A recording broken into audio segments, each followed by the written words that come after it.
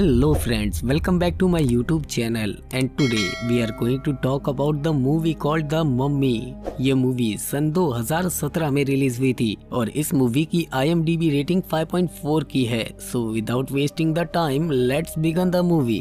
Movie की story start होते ही हम प्रेजेंट के लंदन का सीन देखते हैं, जहां अंडरग्राउंड रेलवे की खुदाई के दौरान कुछ कंस्ट्रक्शन वर्कर को क्रूसेडियन नाइट का मकबरा मिलता है। वहां पर सिर्फ क्रूसेडियन नाइट की ही कब्र थी, जहां पर किसी वजह से उनमें से किसी एक क्रूसेडियन नाइट को सन 1100 में 27 AD के इजिप्शियन रूबी के साथ दफना दिया गया था। इस मकबरे की न्यूज मिलते ही डॉक्टर हेनरी वहां पर आते हैं और वो पूरी तरह से कंस्ट्रक्शन वर्कर का काम टेक ओवर कर लेते हैं। डॉक्टर हेनरी वहां की दीवारों पर इजिप्शियन आर्ट की कुछ पुरानी चीजों को देखते हैं और बताते हैं कि ये मकबरा प्राचीन काल के राजों को खोलता है, जिसे हिस्ट्री से पूरी तरह से हटा दिया गया है। और अब यहाँ से स्टोरी फ्लैशबैक में चलने लगती है, यानी कि 27 AD में, जहाँ पर प्रिंसेस एमेनेट को दिखाया जाता है, जो कि एक बहुत ही खूबसूरत, होशियार और बेरहम योद्धा है और साथ ही में वो मिस्र की गद्दी की वारिस भी है, क्योंकि राजा की उसके अलावा कोई भी संतान नहीं थी।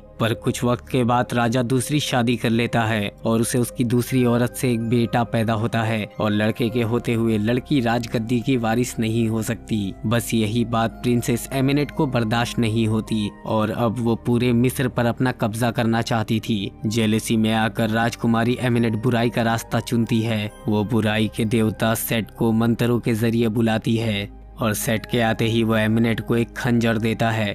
खंजर के लेते ही एमेनेट की बॉडी पर मिस्र की पुरानी भाषाओं जैसी टैटू छप जाते हैं। ये एमेनेट का एक तरह से दूसरा जन्म होता है। अपने अंदर इस तरह के चेंजेस आते ही वो अपने फादर और अपने भाई को उसी खंजर से मार डालती है। एमेनेट सेट को इंसानी दुनिया में लाना चाहती थी, जिसके लिए उसे एक इंसान की बलि देनी थी। इस काम के लिए वो एक ऐसे ही इंसान को चुनती है और जैसे ही वो उसको मारने जाती है, राजा के सोल्जर्स आ जाते हैं और उसे पकड़ लेते हैं। वो सोल्जर्स राजा को मारने के जुर्म में एमेनेट को जिंदा मम्मी बनाकर मिस्र से बहुत दूर गहराइयों में दफन कर देते हैं। और अब स्टोरी फ्लैशबैक से प्रेजेंट में चलने लगती है, जहाँ दो दोस्त ऑफिसर निक और क्रिस इराक में जासूसी कर रहे होते हैं। निक के पास एक मैप होता है जिसे कुछ दिनों पहले उसने एक आर्कियोलॉजिस्ट से चुराया हुआ था। वो दोनों आपस में बातें कर रहे थे कि इस लोकेशन में जिस जगह को बताया गया है, वहाँ बहुत से बेशकीमती जवाहरात हो सकते हैं और वो उन सबको बेचकर अमीर बन सकते हैं। जैसे ही वो दोनों उस लोकेशन पर पहुंचते हैं, उन पर आतंकवादियों का अटैक हो जाता है। क्रिस अपनी जान बचाने के लिए US आर्मी को बुलाता है। US आर्मी आकर उनकी जान बचा लेती है। अब यहाँ पर जेनिफर आती है, जो आते ही निक को थप्पड़ मार देती है, क्योंकि ये वही आर्कियोलॉजिस्ट थी जिससे निक ने मैप चुराया था। जेनिफर निक से अपना मैप मांगती है, लेकिन निक मुकर जाता है। तभी जेनिफर देखती है कि जमीन पर हमले की वजह से बहुत बड़ा गड्ढा हो गया है और इस गड्ढे में पुराने वक्त के स्ट्रक्चर मौजूद है। और अब ये तीनों, जेनिफर, निक और क्रिस, उस स्ट्रक्चर के नीचे उतरते हैं। नीचे उतरते ही निक के हाथों में पानी की एक बूंद गिरती है और जब जेनिफर उस बूंद को देखती है तो वो पानी नहीं बल्कि मर्क्यूरी होता है और वो मर्क्यूरी की बूंदें एक दरार से होते हुए नीचे की ओर जा रही थी। और अब ये तीनों उस मर्क्यूरी का पीछा करते हैं तो उन तीनों को मर्क्यूरी का एक कुआं मिलता है। उस कुएं के तरफ 6 गार्ड्स खड़े थे और उनकी पोजीशन उस कुएं की तरफ थी। जेनिफर ये सब देखकर समझ जाती है कि ये कोई मकबरा नहीं बल्कि ये एक जेल है, क्योंकि पुराने इजिप्शियन का मानना था कि मर्क्यूरी बुरी शक्तियों को कमजोर कर देता है। ये लोग अभी सोच ही रहे थे कि इस कुएं के अंदर क्या है, तभी निक एक रस्सी को गन से शूट कर देता है। तभी एक मैकेनिज्म से स्टार्ट हो जाता है और पानी के अंदर से ताबूत बाहर निकलता है। ये ताबूत एमेनेट का होता है, जिसे हजारों साल पहले मम्मी बनाकर दफना दिया गया था। और ताबूत के बाहर आते ही वहाँ न जाने कहां से बड़ी बड़ी मकड़ियां आ जाती है और उनमें से एक मकड़ी क्रिस को काट लेती है और दूसरी तरफ निक को कुछ अलग से ही विजन आने लगते हैं, जिसमें एमेनेट उसे सेटअप आई कहकर बुलाती है, यानी कि मेरा चुना हुआ। और विजन के टूटते ही वो तीनों उस ताबूत को लेकर वहां से निकल जाते हैं और प्लेन में ताबूत को ले जाते वक्त क्रिस अजीब सा बर्ताव करने लगता है, क्योंकि उसको मकड़ी ने काट लिया था, जिसकी वजह से एमिनेट उसकी बॉडी पर कब्जा कर लेती है और इसलिए क्रिस पोजेस होकर चाकू से सब पर हमला करने लगता है। और ये सब रोकने के लिए निक क्रिस पर गोली चला देता है, जिससे एमिनेट को गुस्सा आ जाता है और गुस्सा आ जाने की वजह से एमिनेट बहुत सारे कौवों की मदद से प्लेन पर हमला करवाती है, जिसकी वजह से प्लेन क्रैश होने लगता है। निक पैराशूट की मदद से जेनिफर को बाहर ढकेल देता है और क्रैश लैंडिंग में निक के साथ साथ सारे लोग मारे जाते हैं। इसके बाद हम मुर्दा घर देखते हैं जहाँ पर सभी की डेड बॉडी होती है, लेकिन अचानक से निक जिंदा हो जाता है क्योंकि निक के बॉडी पर एक भी चोट का निशान नहीं था। और ये सब देखकर जेनिफर और डॉक्टर चौंक जाते हैं। जब निक वॉशरूम जाता है तब वो देखता है कि उसके दोस्त की आत्मा उसके सामने खड़ी है। क्रिस उसे बताता है कि वो दोनों शापित हो चुके हैं क्योंकि एमिनेट ने उन्हें चुन लिया है और अब उनकी आत्मा एमिनेट की गुलाम हो गई है।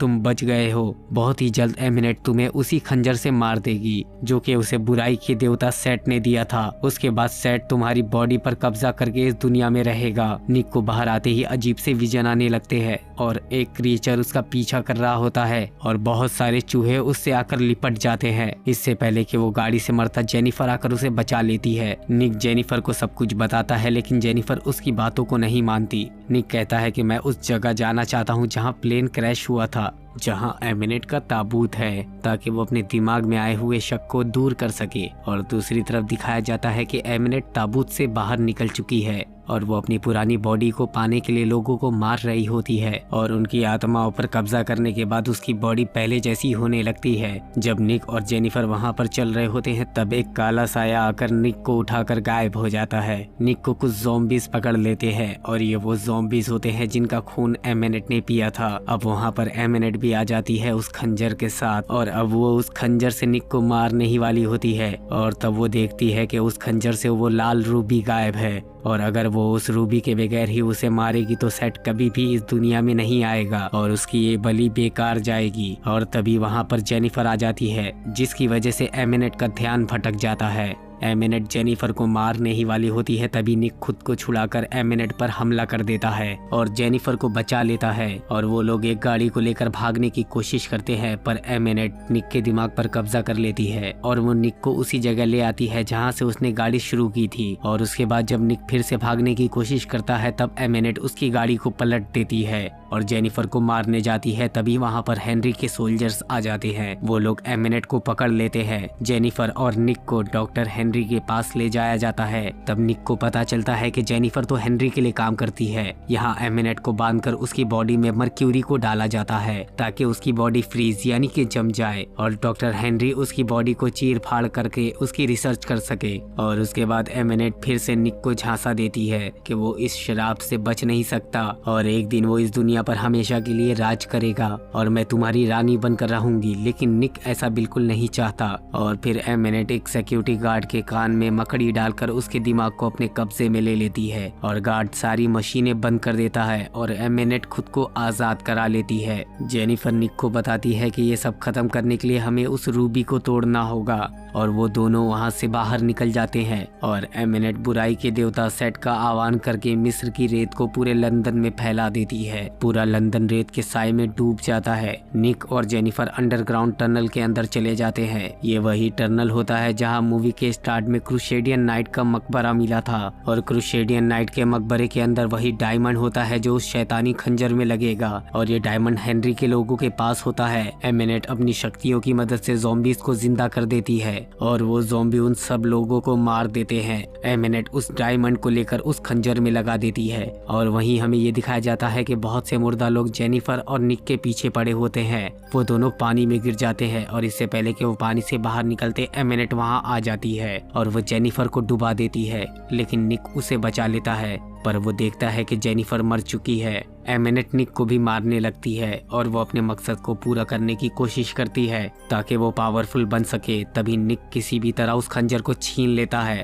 और तब एमिनेट दोबारा से उसे झांसा देती है पर वो इस बार उसकी बात नहीं सुनता और वो उस खंजर से खुद को मार लेता है। और उसके बाद सेट की आत्मा निक की बॉडी में आ जाती है और वो एमिनेट के पास चला जाता है पर जेनिफर की लाश को देखकर वो होश में आता है। उसे जेनिफर से जुड़ी कई सारी यादें याद आने लगती है और उसे एहसास होने लगता है कि वो गलत कर रहा है और उसके बाद वो एमिनेट को मार डालता है और जेनिफर को जिंदा कर देता है। और अब सीन हेनरी और जेनिफर पर शिफ्ट होता है जहां हेनरी जेनिफर से कहता है कि हमें नहीं पता निक अपने पावर्स का कैसे इस्तेमाल करेगा। और फिर उसके बाद निक को डिजर्ट में दिखाया जाता है और वो अपने पावर की मदद से अपने दोस्त को भी जिंदा कर देता है और उसके बाद वो लोग अनजान रास्तों की तरफ निकल पड़ते हैं और इसी के साथ ये मूवी यहीं पर खत्म हो जाती है। अगर आपको हमारा ये वीडियो पसंद आए तो वीडियो को लाइक, चैनल को सब्सक्राइब और हाँ, बेल आइकन के बटन को दबाना ना भूलें।